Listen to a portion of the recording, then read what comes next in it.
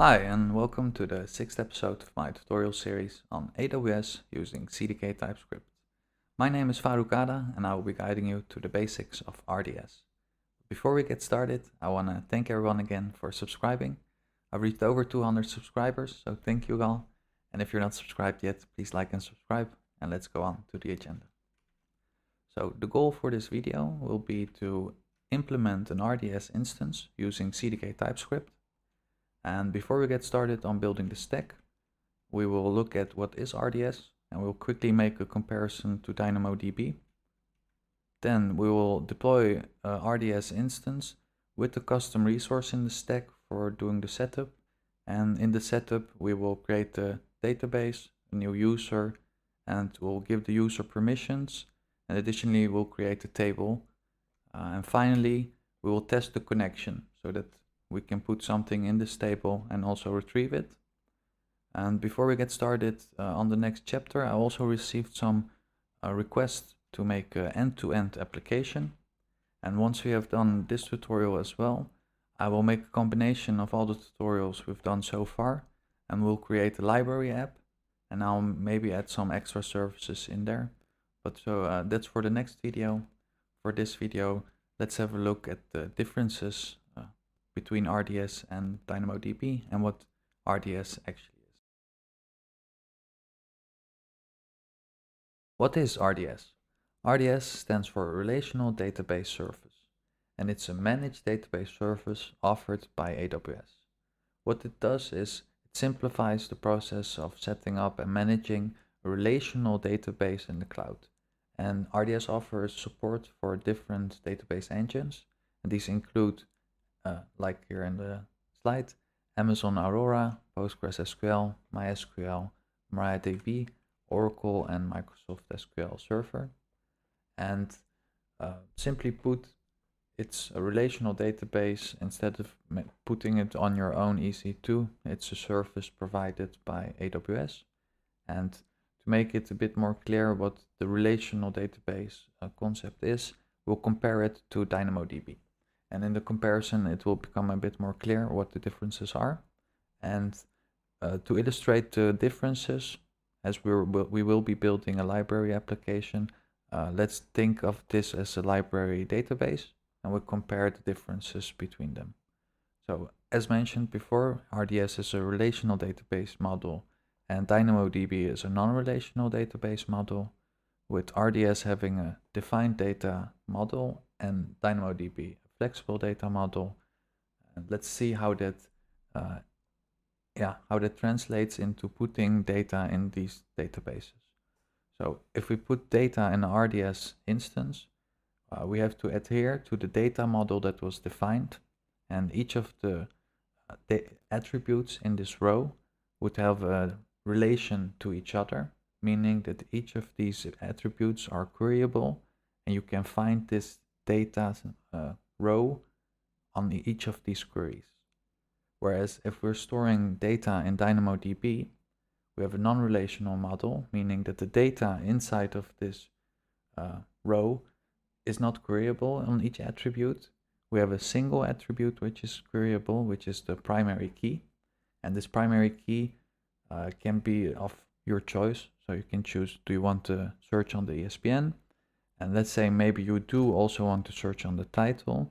You can do this. You have secondary globally indexes with DynamoDB, but it is a different kind of querying than you would do in RDS. So in RDS, each of your attributes are queryable. For example, you have an ESPN, you have a title, you have a genre, you have language, and a couple extra attributes. And then each of these attributes are queryable. So you could say, I want a book in this language with this.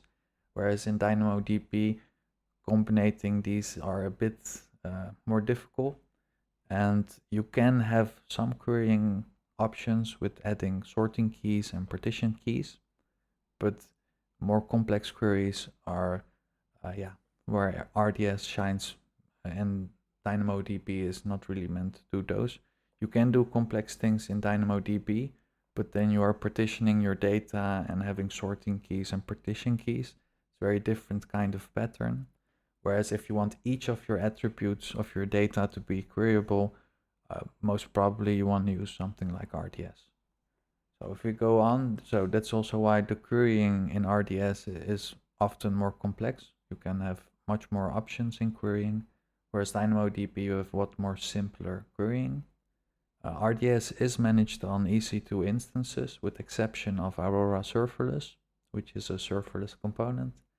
And DynamoDB is also a serverless component, with that potentially also less expensive. Depends on your use case, of course, and because RDS uses EC2 instances, potentially also more expensive, but this really depends on your use case, like I said. So let's for now just go on and deploy an RDS instance in this tutorial. We'll also not be focusing on the RDS cluster, which can be very good if you want high availability and you want to secure your data in multiple instances. But for now, we will just focus on a single RDS instance and deploy that into our AWS environment. Before we start building our CDK stack, we'll have to log into the console and create a new secret. And the secret that we will create will hold a username and a password, and it will be the username and password for the database in RDS. As by default, RDS will create a username and a password, but these credentials are the admin credentials, and we don't want to use these admin credentials in our own application. That's why we will be creating a new user, and with that a new password as well. So from the console, go to Secrets Manager. Then we will create a new secret. So here we go to Store a new secret. We will choose another type. Then here I will pick user, and I will call it librarian. I will add another row for the password, and I have already generated the password with my password manager, and I will copy that in. Okay.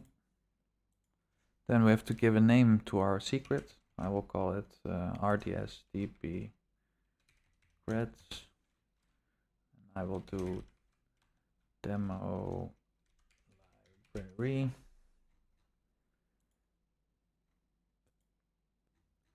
So after clicking next and store, it should also pop up in our secrets. There we have it. We're going to use the ARN of the secret in a second when we are going to deploy our CDK stack. So now get over to our CDK stack and build that one as well. Okay, I opened up my folder that I want to deploy my CDK stack in my editor. So mine folder in this case is called CDK TS RDS. And now I will create my CDK stack. And we of course do that with CDK init language TypeScript. Will take a couple seconds and will instantiate our CDK stack. And today we also need some additional installations, and we will need to install ESBuild and Lambda types and also PG for connecting to our database. So after this is installed, we will install ESBuild. We need this to compile our Lambda codes, as we will use some Node modules, and that's why we use also Node.js functions, which will bundle the code for us, but we use ESBuild for that. So next to that, we will be using types for AWS, and this gives us the Lambda event types. And finally, we will use also types for PG, and PG is a module that we'll use to connect to our database. We will save these as the dev dependencies.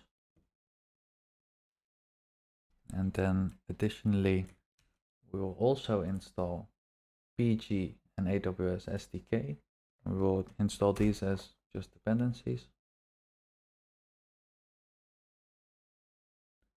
So after that's done, we can start opening our lib, and we will start adding the dependencies that we will use in this tutorial.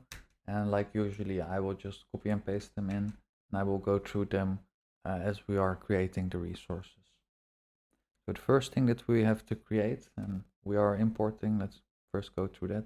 We are importing EC2, we are importing IAM, RDS, secrets, Lambda, and like I said, we are importing the Node.js lambdas. And to create everything that I said to initiate the setup with the database and the user, we'll create a custom resource which will initiate the lambda that we create.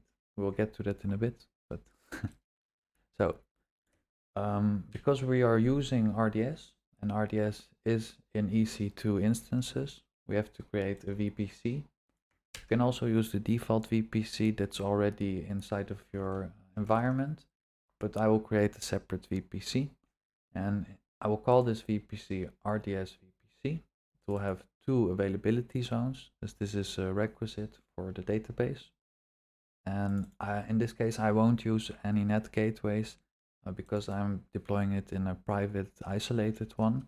If you do need to download, for example, dependencies or other things from the internet, you can add your net gateway and move it to a private with egress. For this tutorial, I will just create a single subnet with 2, a subnet with 2 availability zones in isolated subnet. I will create 2 separate security groups, and the security groups sit within the subnets here, and one of them will contain all the resolvers that we will create. So these are the Lambda functions that will connect to the, in this case, RDS instance, and one of them will contain the RDS instance. And because we put them in separate security groups cannot be accessed by other security groups by default. They do, if you do not disable access, they do allow to go egress if you have ingress. And that, in other words, is if you have inbound traffic that's allowed, you can also go outbound. But by default, you cannot go in. So to make the resolvers that we're going to deploy in the first security group have access to the second security group, we're going to add an ingress rule. That's like this. So what we're actually saying is that the security group where we will be deploying RDS in, we want to have it grant access on the port which RDS by default runs on to the security group which the resolvers have. So that's the ingress rule. Without this, if we deploy them, the resolvers in the security group, in the first one, they won't be able to access the RDS instance which is deployed in the second security group. If they would all be deployed in the same security group, they would be able to access it. But in this example, we're just gonna presume that maybe you would like your resolvers in a different subnet, maybe with egress, and then this example would still work. You just put them in the security group and you allow the access on that port. Secondly, what we have to do is that if you put lambdas and actually services inside of a private subnet, then they don't have access to the internet, and you can also not find them if you want to try to find them in your environment with services. But to make them findable, we will add some interfaces, and the interfaces allow us, for example, the Lambda allows us to call the Lambda that's inside of the private subnet. And also we will add the interface for secrets manager so that we can reach the secrets manager from the private subnet.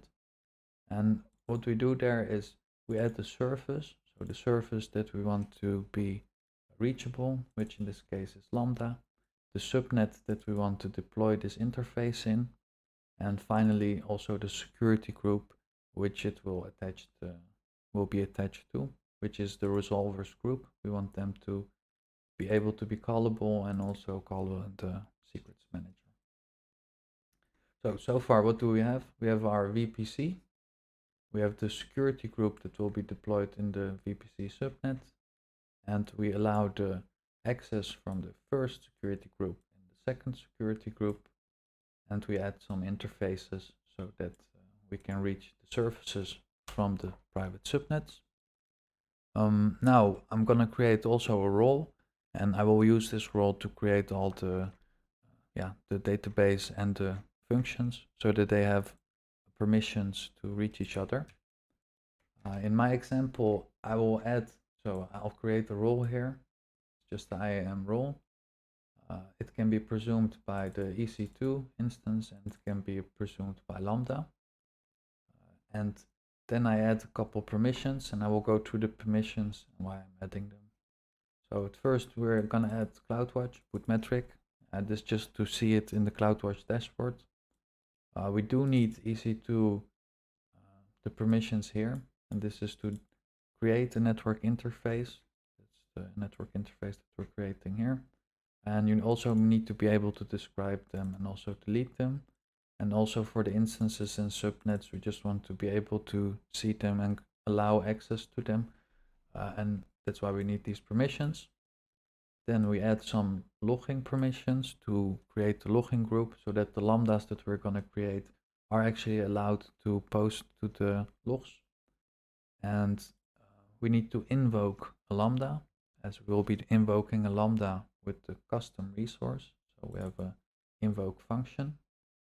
We will retrieve the secret value from the secrets that we are going to create. We already created one, but we're also going to create one with the admin credentials. So we do want to retrieve those values, and we need KMS decryption, as the secrets are used. The secrets use KMS to encrypt them, so we'll need to decrypt permissions as well.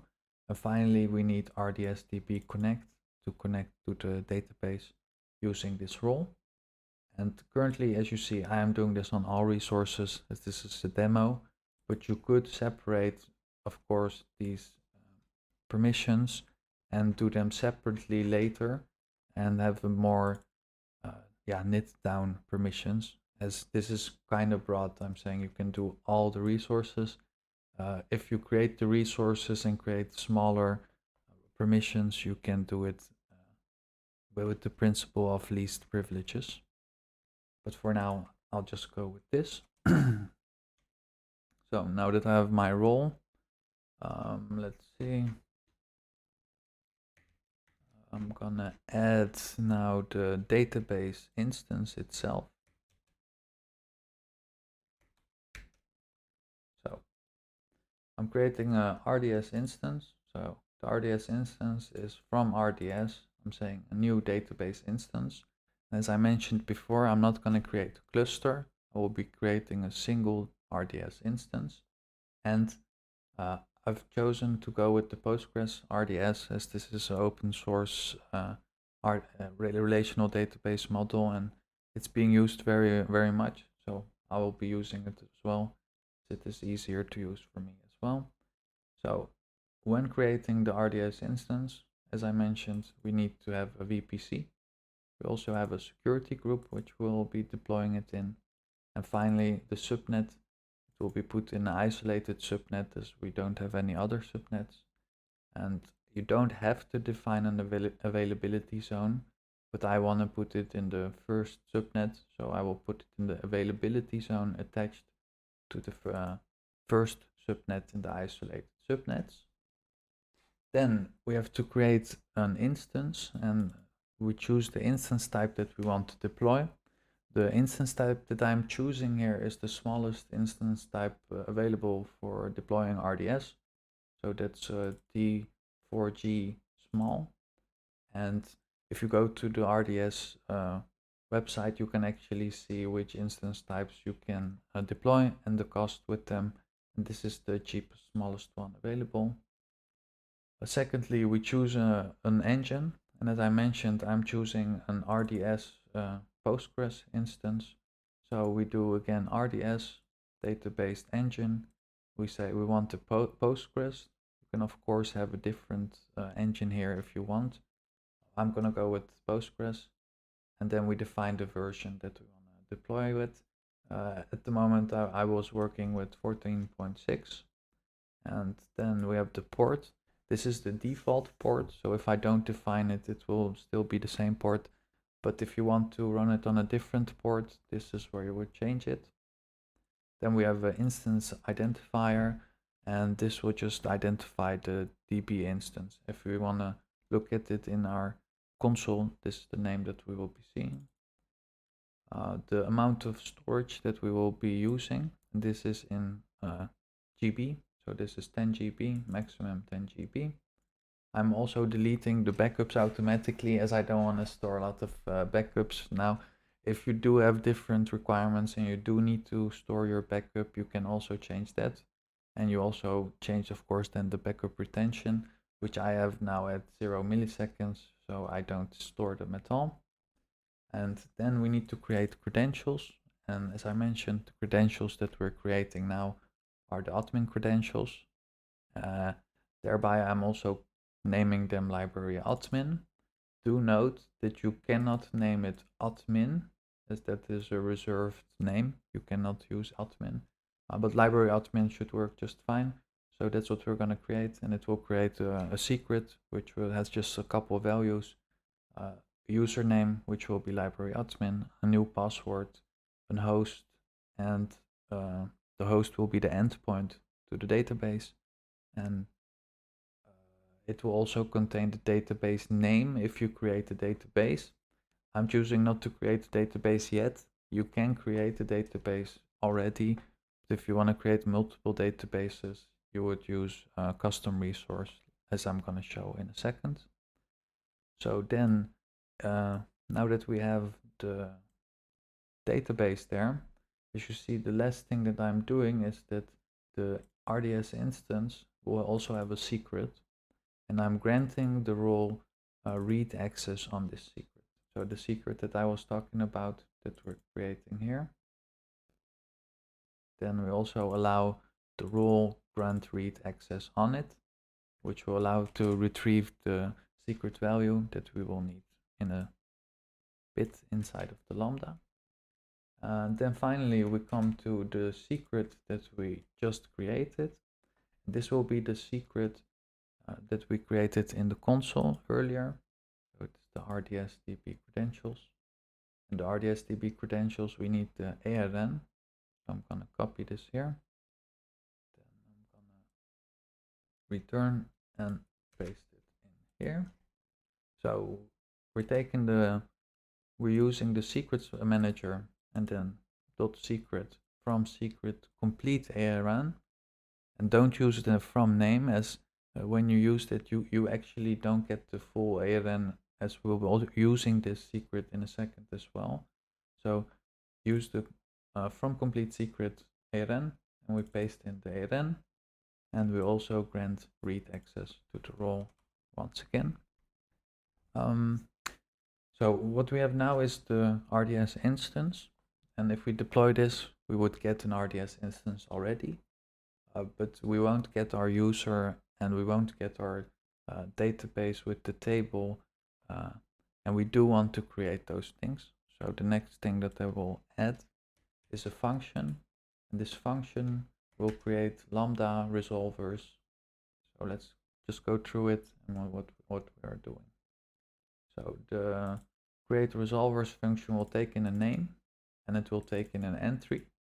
The name will be just the name for the function, and the entry is the location of the file, which will be the code that will run on this function. It is a new Node.js function, and the name will be inputted here, and the name will be inputted here. So this is for the template and this is for the function name, and the entry will just be entered here. I am excluding a module, as bundling is because we are compiling it with ESBuild, which we just installed. Which that will do is it will take out the node modules that we have defined in our functions from the package manager, and we don't need to have separate package.json files or node modules. It will just extract them and bundle them into the code that we already have. But when you are using PG native gives an error. So I am actually excluding this from bundling into the code. That's what this does. We choose a runtime, a timeout, we're adding a role, we add it inside of the VPC, which is important, which also means that you don't have internet access, keep that in mind. The subnet, it should be in the security group that we created for the resolvers. And in the environment variables, I will add a couple things, which is the RDS ARN. This is the admin ARN in this case. As you see, it is the RDS instance secret.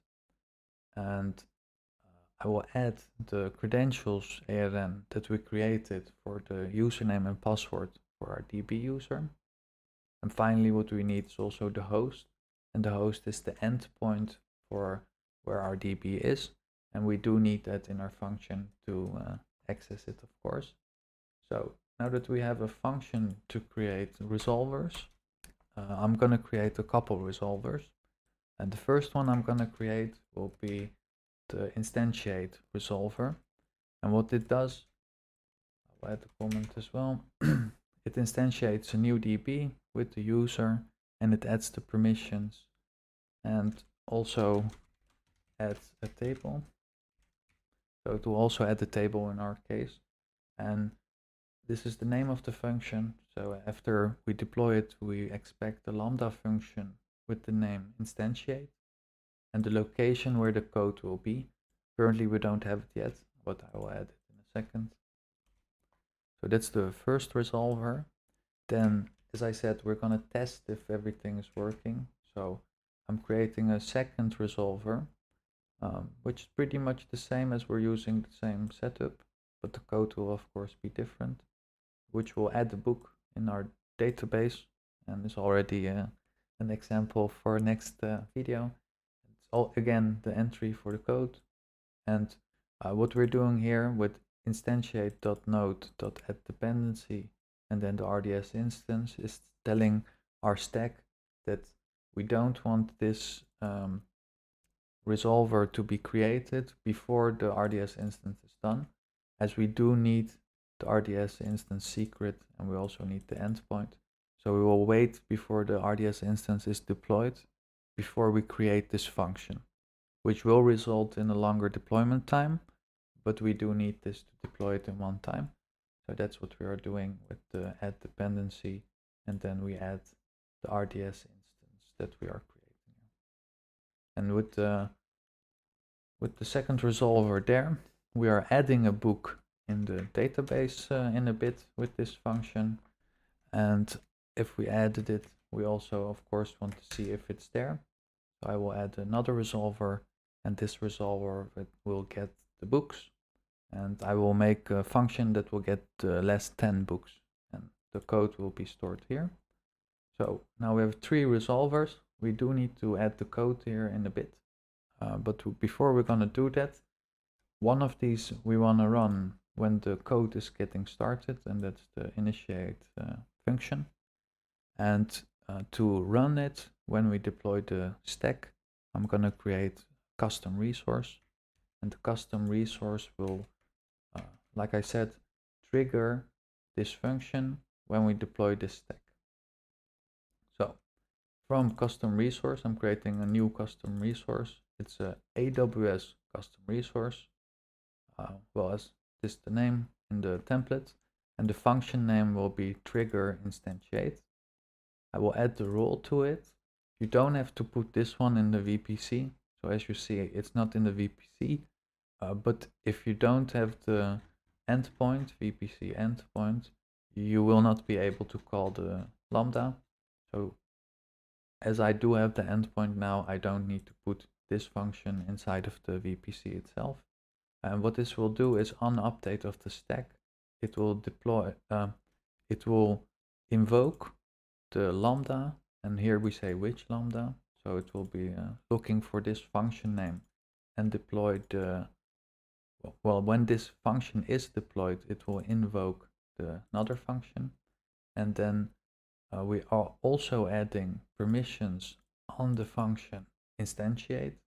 And finally, we're also adding a dependency, and this dependency will wait for this function to be deployed, as we cannot call it before it's deployed.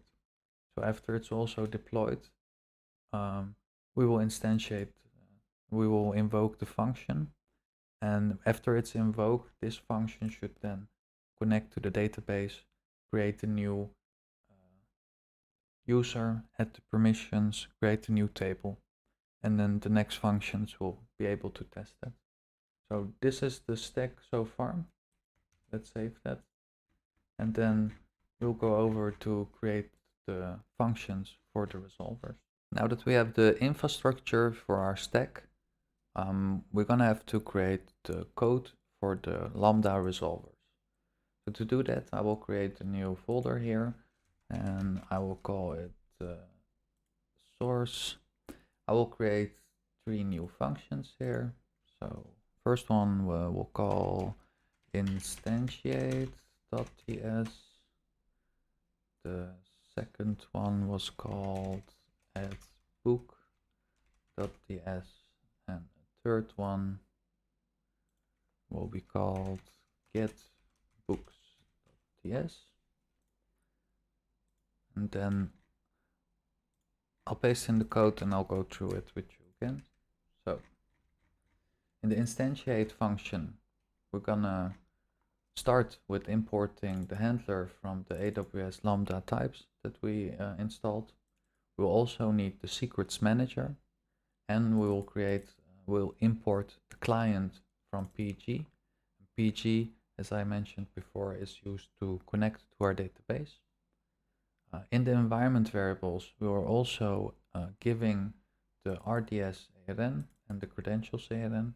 The RDS ARN in this case is the admin credentials, and the credentials ARN is the username and password that we created. So first I'm creating a client for the secrets manager, and once we have the secrets manager, I have a try and catch block. The first thing that I'll do, I'll console log this just to see if I look in the logs what's happening. I will retrieve the admin credentials. So for that I'm using the full ARN of the secret that I'm passing to the environment variables of the Lambda. So after I get the secrets, the admin credentials are getting parsed, and these will be used in the client. And before I go to instantiate the client with those secrets, I will also retrieve the username and password that we stored earlier when we created the secret, and these will also get parsed. And now I have 2 objects, so admin and credentials, and these both hold username passwords. So first thing I'm gonna do is I'm gonna connect to a new client with the admin host, admin username and admin password. The default database in our case, if we create Postgres, is just Postgres.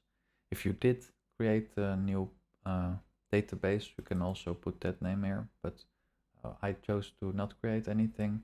And then the port is the default port, but it should also be in the admin. Then if we are done with creating a client, then we connect, and connecting, it will just attempt to connect to the RDS instance that we created.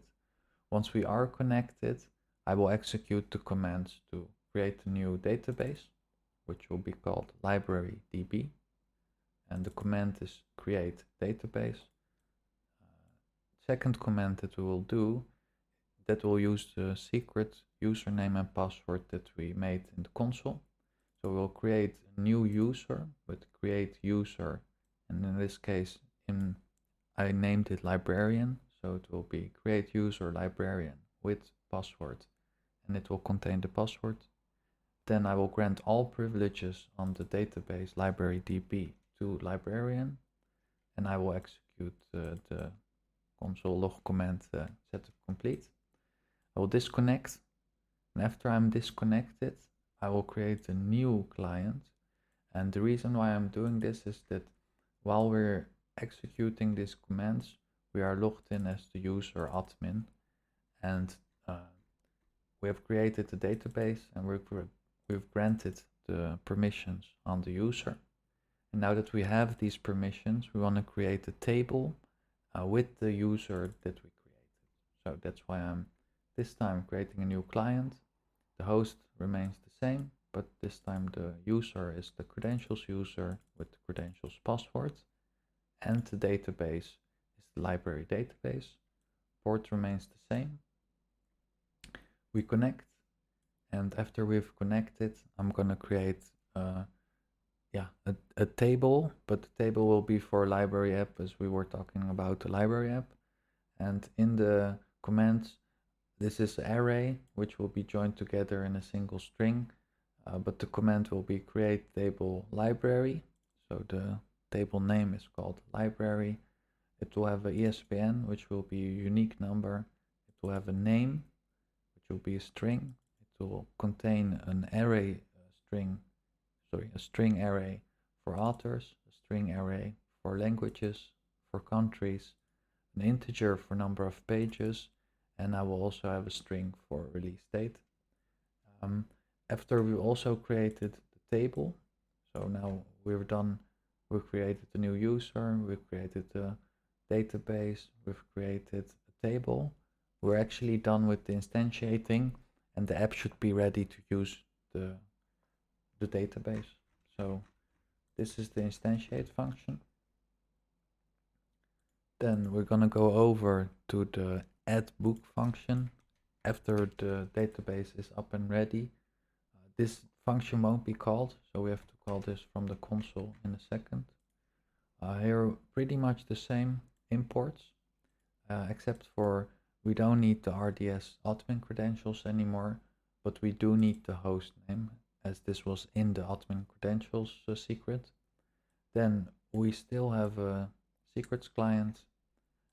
We have an interface for the event that we are expecting, and it's the same format that we just instantiated in the table here.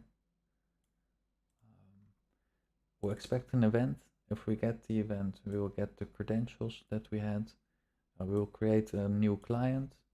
After the client is connected, we will enter into the library table that we created in the instantiate. So insert into library, we will have an ESPN, a name, an author, languages, countries, number of pages, release date. And secondly, we will put in the values.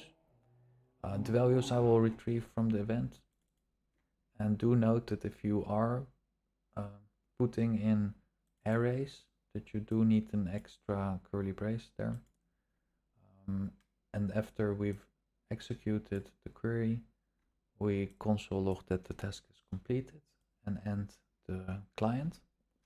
So this is adding a book. We should be able to add a book after we deployed with this script from the console. And then finally, we also want to test it out, of course, if what we've added is actually in there. And that's where get books comes into play. So again, same imports, the same imports as add books. So we only need the credentials for the library DB and the host. Then we have the secrets manager client again. We retrieve the secrets, we create the client. Once we are connected, we will execute select all from library, and limit 10 just means I only want 10. So for example, if we have hundreds of books in there, we won't get an array of hundreds of books. We will limit the querying to 10 results. After we get this one, we don't just await it, we also have a const query, and this we will console log. In our case, we're not really using it for anything else. We'll just log and see if the book is in the library.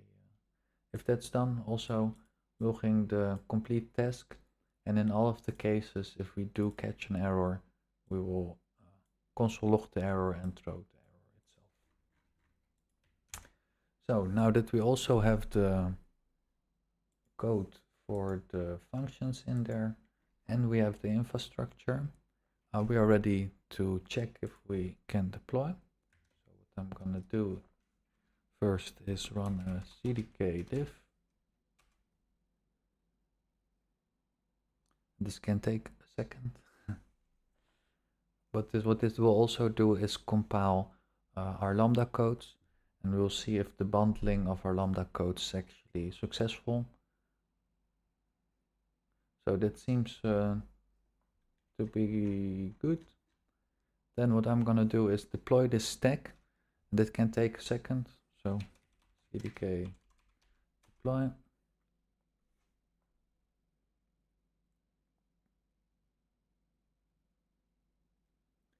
And what this will do is deploy the RDS database. It will create a new database inside of the RDS instance.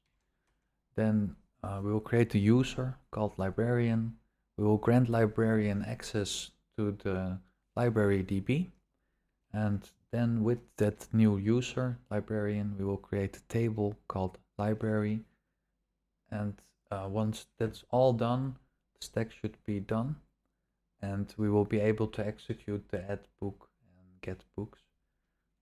So let's just wait for this to deploy, and I'll be right back with you. So after a long wait, we've got a successful deployment.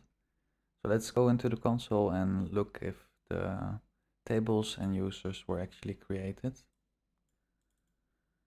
So let's go to CloudWatch.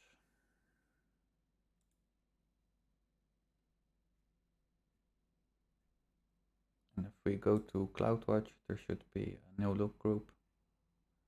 So the instantiate function is the one that will create the database and the user and all. And the trigger instantiate is the function that triggered it when it was built. So let's first look in the logs there. If we look here, we see that it was successful. So let's see if it actually was successful in here as well. What we can see is retrieving admin credentials, retrieved the credentials, instantiated with admin. So the setup was complete. The task was also completed. So we are expecting now that the database is ready to receive books and see what we can get out of it. So we go to the Lambda. In the Lambda console, we're expecting indeed 4 functions. So we have the add books function where we can add a book to the database. We have the trigger instantiate, it was the custom function. We have the instantiate function which created the database with the username and permissions. And finally we have a get books function. So we're gonna add a test case here. And I already prepared a test case. It will create a book with a unique ESPN. So that's the only thing that needs to be unique when we are adding a book. Besides that, we have a name. So authors needs to be an array. And we have number of pages and string for release date. I'll call this book 1. I will save it and then run the test. We get response null, so task was completed. Now let's configure our test event. And so we need to change this as it is unique. I'm gonna say 2244 book number 2. Let's leave the rest as it is, as this is the only thing we need unique, and we have book number 2. We will save it, run it once more. And again, the task is completed. Now let's see if these books actually got added to the database. So we're going to go back to the functions, and this time we're going to go to get books. So open get books. Get books doesn't need any input. We just need to run the test. So we can just leave everything as is. Oh. What we actually can do is go to test and just run the test. It's easier. We don't need to create a test event. So what we see here is we retrieve the secrets, we connect to the database, and we're getting the books. And we have the first book. So the ESPN was 1233 ABC, book 1. and we have a second book with the changed values for the book, and it's called book number 2. So there you have it. We have created an RDS instance, and we've added a book to it, well, 2 books in this case, and we are retrieving the books from the database with the limit to 10. So if we would add more books now, it would also only return 10 books. So it's kind of the basis of the library app, and in the next video we will go more in depth and we'll create an end-to-end library app with testing and also a CI/CD pipeline with an API gateway and resolvers. But for now, that was it for this tutorial. And before we conclude it, I'll also show you that how to destroy it, of course. And to destroy it, we execute the CDK destroy command. And it was a long deployment, of course, but the destruction of the stack is also a bit longer. And after you destroy everything, there is a snapshot remaining in the RDS interface.